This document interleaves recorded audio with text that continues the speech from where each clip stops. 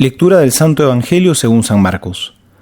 En aquel tiempo los apóstoles se reunieron con Jesús y le contaron todo lo que habían hecho y lo que habían enseñado. Él entonces les dice: vengan también ustedes aparte a un lugar solitario para descansar un poco. Pues los que iban y venían eran muchas personas y no les quedaba tiempo ni para comer. Y se fueron en la barca, aparte, a un lugar solitario. Pero les vieron marcharse y muchos cayeron en cuenta y fueron allá corriendo a pie de todas las ciudades y llegaron antes que ellos. Y al desembarcar vio mucha gente, sintió compasión de ellos, pues estaban como ovejas que no tienen pastor, y se puso a enseñarles muchas cosas. Palabra del Señor, gloria a ti, Señor Jesús. En este pasaje del Evangelio Jesús nos muestra un lado muy humano que Él tiene. Se preocupa por el descanso de sus apóstoles. Él sabía que la labor que ellos tenían era infatigable, hacían muchísimas cosas. Pero hoy Jesús ve todo lo que han hecho y les dice: vengan, vámonos a un lugar aparte, a un lugar solitario. Vamos a descansar un poco. Saben que el descanso es algo muy necesario en la vida humana y en la vida cristiana. Todos necesitamos saber descansar. Pero saben, no es fácil descansar. Y me atrevería a decir que hay 3 tipos de descansos que son muy importantes. El primer descanso quizá es el más evidente y el más fácil de todos, que es el descanso físico. Pues después de la actividad física tu cuerpo está cansado y la verdad, descansar físicamente no es muy complicado. Basta que duermas, que te recuestes un rato, que te sientes en un sillón y el cuerpo descansa. Sin embargo, el cansancio físico no es el único que hay. Hay un segundo tipo de cansancio que podríamos decir que es un cansancio mental.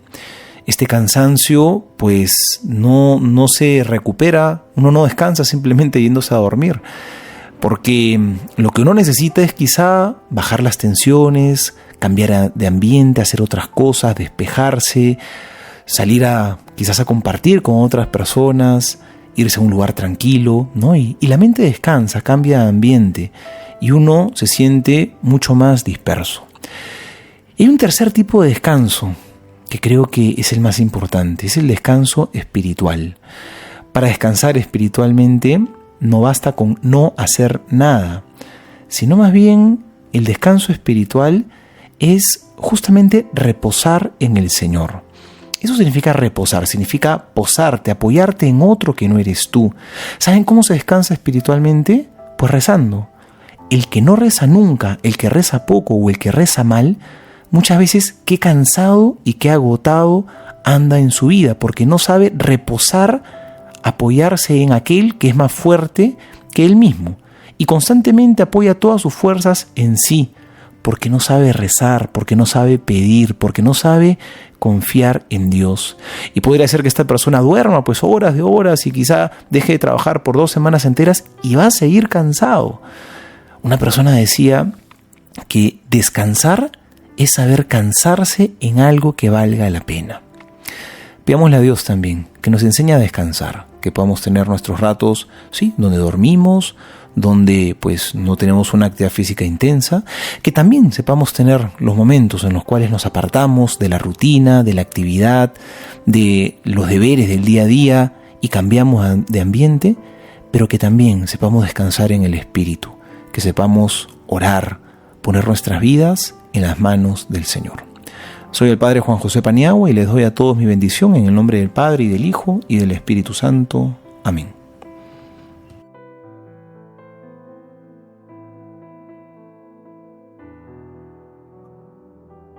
La Iglesia celebra hoy, entre otros, a San Jerónimo Emiliani, del siglo XVI. Nació en Venecia el año 1486. Abandonó la carrera de las armas para congregarse al servicio de los pobres, entre quienes distribuyó sus bienes. Fundó la Orden de los Clérigos Regulares de Somasca para socorrer a los niños huérfanos y pobres. Murió en Somasca, Bérgamo, en el año 1537. Santa Josefina Bakhita.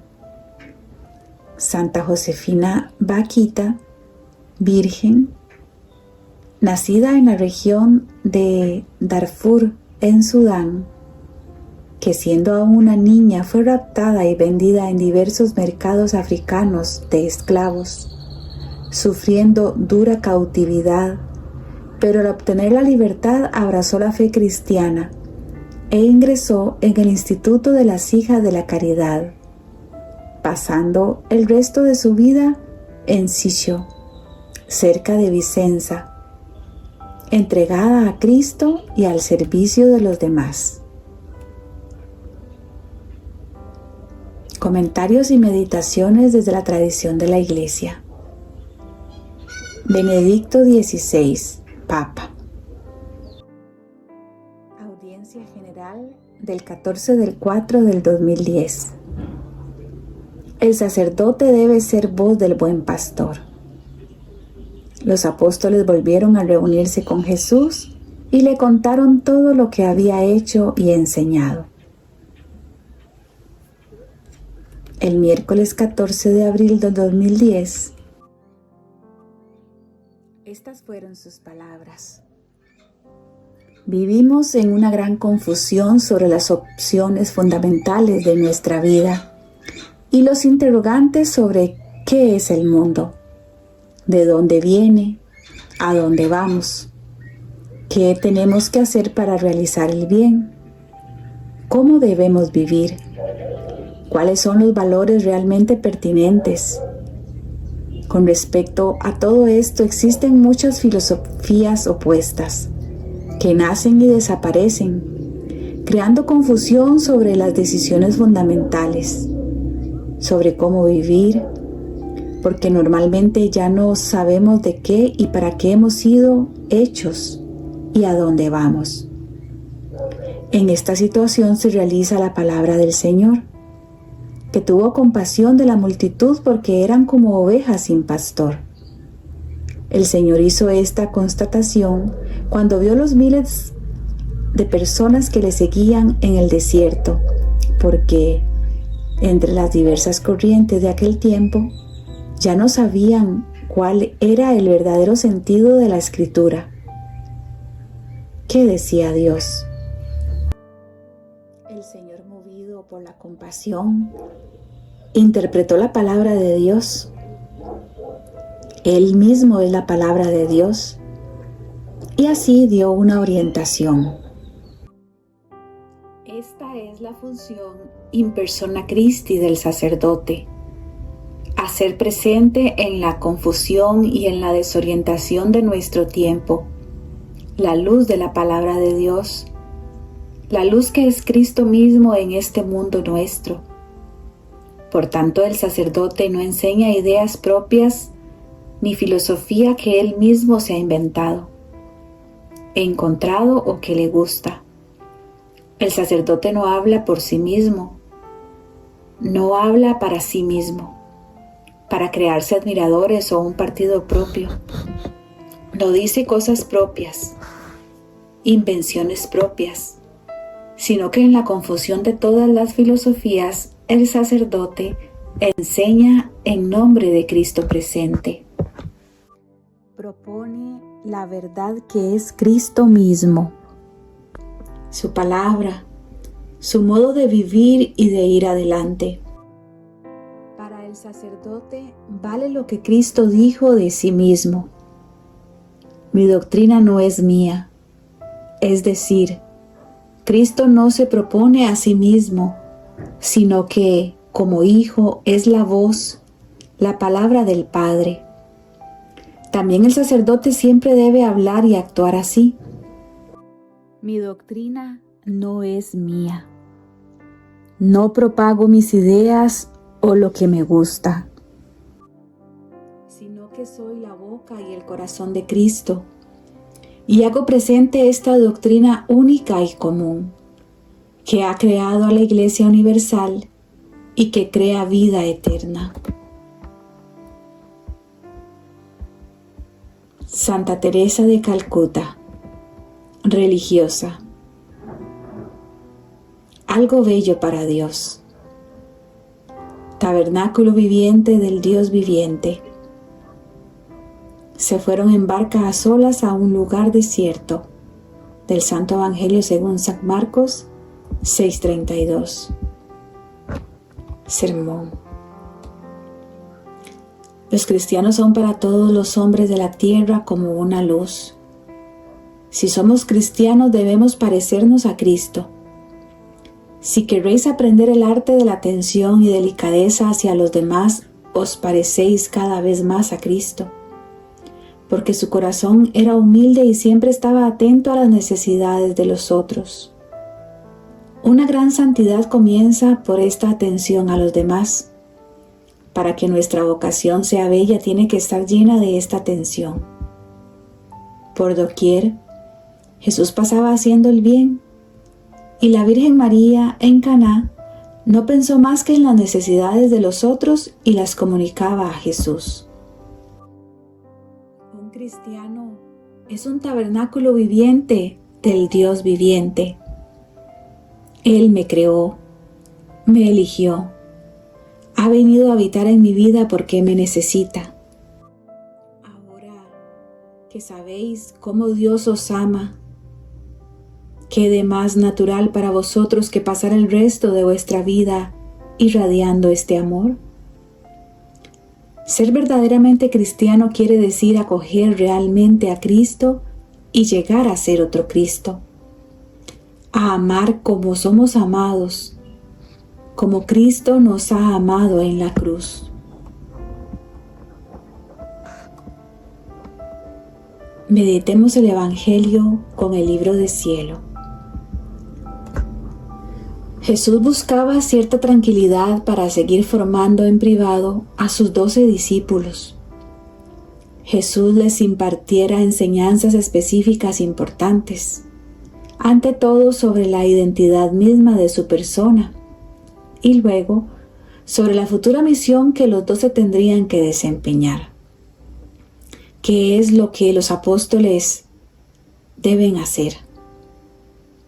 Vivir cerca de Jesús, atender con compasión al pueblo, comunicarles la doctrina del reino, sanar a los enfermos y proporcionarles alimento de vida.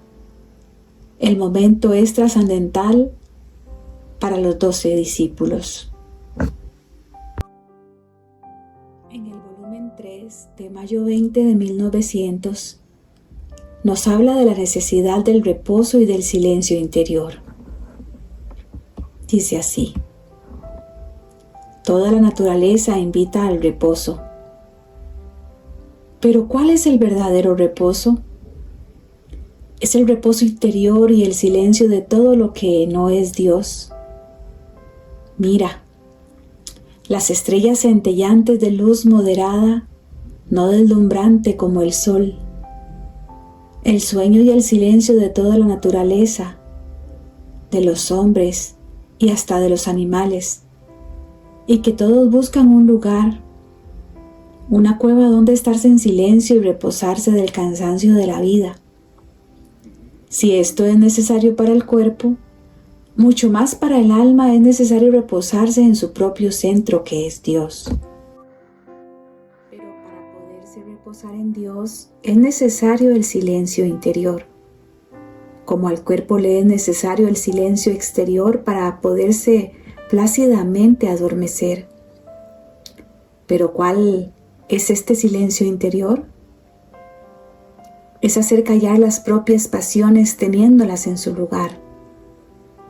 Es imponer silencio a los deseos, a las inclinaciones, a los afectos, en suma a todo lo que no llama a Dios. Ahora, ¿cuál es el medio para llegar a esto? El único medio y de absoluta necesidad es deshacer el propio ser y reducirse a la nada, como era antes de que fuera creada. Y cuando haya reducido a la nada su ser, retomarlo en Dios. Y en el volumen 4 de febrero 21 de 1902 nos dice: amada mía. Cuando hago silencio es señal que quiero reposo. Es decir, que tú te reposes en mí y yo en ti. Cuando hablo es señal de que quiero vida activa. Es decir, que me ayudes en la obra de la salvación de las almas. Porque siendo mis imágenes, lo que a ellas se hace lo considero hecho a mí mismo. Al decir esto veía a algunos sacerdotes, y Jesús, como lamentándose con ellos, ha agregado: mi hablar fue simple, tanto que lo hacía comprender a los doctos y a los más ignorantes, como se ve con claridad en el Santo Evangelio. En cambio, los predicadores de estos tiempos tantas vueltas y vueltas mezclan, que los pueblos quedan en ayunas y fastidiados. Se ve que no lo toman de la fuente de mi manantial. Continuemos meditando. Al ver tanta gente, Jesús sintió compasión, pues le parecía que eran como ovejas sin pastor. Estos textos del Antiguo Testamento manifiestan la solicitud de Dios en favor de su pueblo, guiado en otros tiempos por pastores que Él les había puesto: Moisés, Josué, David. Ahora carecen de pastores. Jesús quiere mostrarse como el pastor mesiánico anunciado por el profeta Ezequiel, o como imagen de Dios, el pastor de Israel en el desierto. Y Jesús se puso a enseñarles muchas cosas. Jesús es el maestro incansable del reino.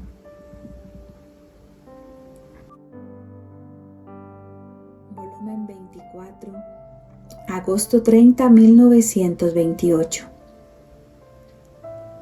Hija mía, mi lenguaje fue muy diferente en la redención de aquel que he tenido para el reino de mi divina voluntad, porque en la redención mi lenguaje debía adaptarse a personas incapaces, débiles, enfermas, sordas, mudas y ciegas, y muchas sobre el borde de la tumba. Por eso para hablar me serví de parábolas, semejanzas del bajo mundo, que ellos mismos podían tocar con la mano. Por eso ahora les hablaba como médico y les llevaba las medicinas para curarlos.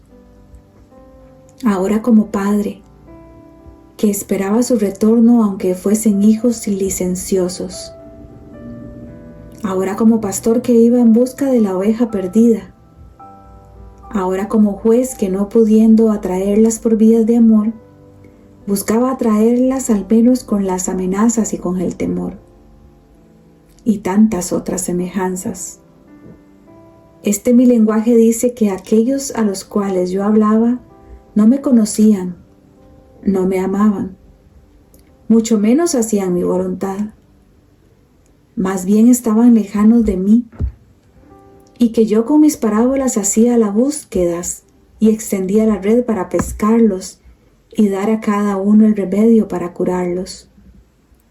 Pero cuántos me huían, y yo aumentaba las búsquedas y las enseñanzas para dar luz a tantos ciegos, a fin de que salieran de su obstinada ceguera.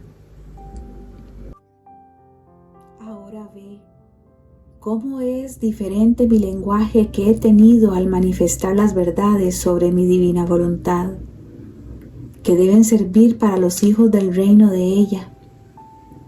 Mi lenguaje sobre el fiat ha sido como el de un padre en medio de sus amados y amantes hijos, todos sanos, y que poseyendo cada uno mi misma vida en ellos, en virtud de mi querer serán capaces de entender mis lecciones más altas.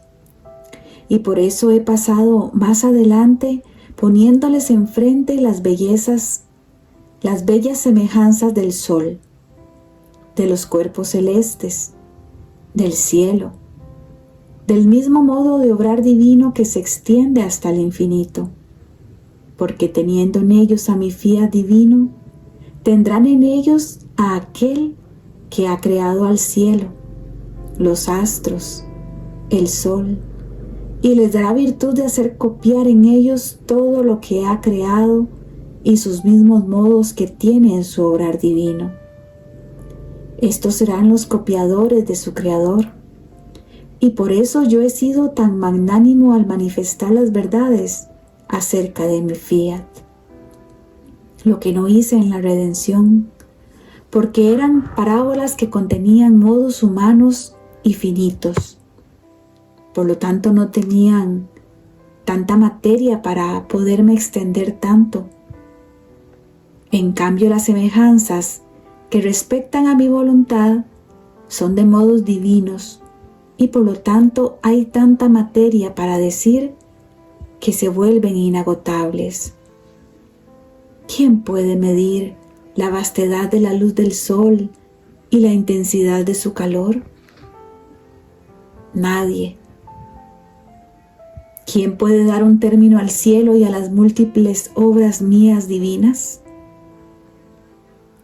Oh, si tú supieras cuánta sabiduría, amor, gracia, luz he puesto al manifestar mis verdades sobre mi fiat divino, tú quedarías ahogada de alegría, tanto que no podrías seguir viviendo y amarías que el trabajo de tu Jesús fuese conocido, para hacer que un trabajo tan exuberante, que cuesta un precio incalculable, tenga su gloria y comunique sus benéficos efectos a las demás criaturas. Gloria al Padre, al Hijo y al Espíritu Santo, como era en el principio, es ahora y siempre, y por los siglos de los siglos. Amén. Ven, ven divina voluntad, ven a reinar en todos los corazones. Fiat.